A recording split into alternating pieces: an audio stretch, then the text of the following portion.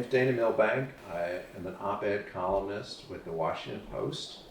I've been there 25 years, reported from all over the world and all over the country over the years. So I started out of college at the Wall Street Journal.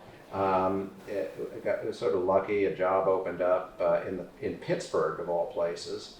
And so I started out covering metals. I was covering aluminum and steel and machine tools, everything, sort of gritty Midwest industrial stuff. That was my beat. When you say you wrote about metal and aluminum, things like that, Mm-hmm. What does that mean? What did you write about, like the amount of steel we're producing as a country, or like, Yeah, exactly. No, it would be that sort of thing where every month there would be a monthly report on machine tools. There's certainly big pieces of machinery, and it would be an indicator of how the economy is, how many of these machine tools people would buy. It's like I didn't even know what they were, but I had to learn to write about them and to care about it. To say why it's significant that machine tool orders are up or down in any given month. I didn't know anything about it, but that's what the Wall Street Journal wanted me to do, so I learned that. But I think it's how, in many ways, how a lot of people start out. If you're covering the police beat or the school board. So I was covering the equivalent of that for the business world. I was, they needed me to write some boring story about metal. I was going to write that story. And when you graduated from college, I'm sure you didn't graduate with the intention of covering rubber and I did not machinery. I did not major in metal. Metallurgy, no, I didn't do that. And so I proved myself, and eventually they sent me around. They sent me to the London Bureau and other things like that. You worked in London? I worked in London for a few years, but I really wanted to be in Washington. I always had an interest in politics. I wanted to do that. So I kept agitating to do that. Even when I was in London, I was like, all right, can I go to Washington now? And by the time when I got there, I was like, wow, that was pretty nice in London. I might have stayed there a little longer. Covered Congress, and then sort of made the transition eventually to the Post and got onto the White House. So they put me on the White House beat at the Post the beginning of the George W. Bush administration. Is that like before 9/11? I was started before 9/11, and I was there covering the White House on 9/11. Wow. Yeah, I remember I was still at home when the planes struck the towers and the Pentagon. I remember getting a call from my editor, and it said, "We hear there may be another plane heading for the White House, and we'd like you to get down there." So I said, "Okay." I was on that beat for 4 years. It wasn't a natural thing for me to do. I'm not much of a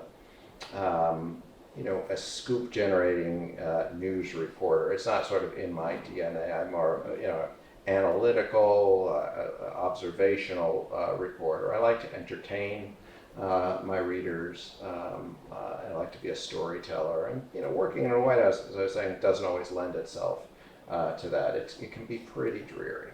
In Washington, it's a mixture of writing about Congress, writing about the White House, the courts, anything involving the government or campaigns. Lately, a little bit more interesting, shall we say, a little bit more stressful. I bet so. A bit more fast-paced, maybe? It is happening. Everything is happening a lot faster, and things are happening that I think people didn't expect could happen. As with anything else in journalism, you learn the stuff on the fly. We all have to become sort of quick experts at whatever it is we're covering, and that's true whether you're covering politics or whether you're covering things at the university or whether you're covering aluminum and steel. What do you like to do? If you have your choice of covering anything and writing about anything, what's your bread and butter? What moves you the most? I mean, for my whole life, like when I was in college, even before that, I was like, what I really want to do is be a political columnist. And so that's what I became. So I achieved that life's ambition. I mean, I do love what I'm doing. I think, I don't love politics right now. I think it's terrible. It has been, and it's been getting worse pretty much the whole time I've been covering it for the last 3 decades, and it's hard to imagine how much worse it could be. than it is right now. The news industry, as I'm sure you know, has changed, not for the better, and no matter what the medium is, but particularly newspapers, it's been a terrible time. So I've actually started writing more. My wife and I, a couple of years ago, bought a farm out in the mountains in Virginia. And it's beautiful. We love it there. So I've been, I got myself a tractor, and I'm a kid from the suburbs. I didn't know about these things, but so I'm learning at this, late in life, how to work on a farm and manage the land. And I've been writing about it for the Washington Post, and my readers seem to love it.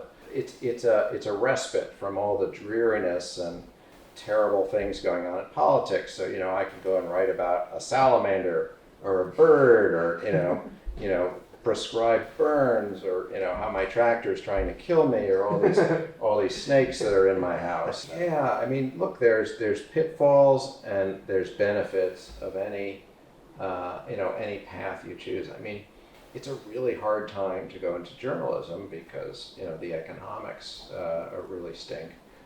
But it's still so important, and it's still very rewarding. I mean, it's a lot of fun to do this job. I figure it gives me the license to walk up to anybody on the street and start asking them questions. They don't have to answer me, but there's a reason to, or just to call people up if I'm curious about something.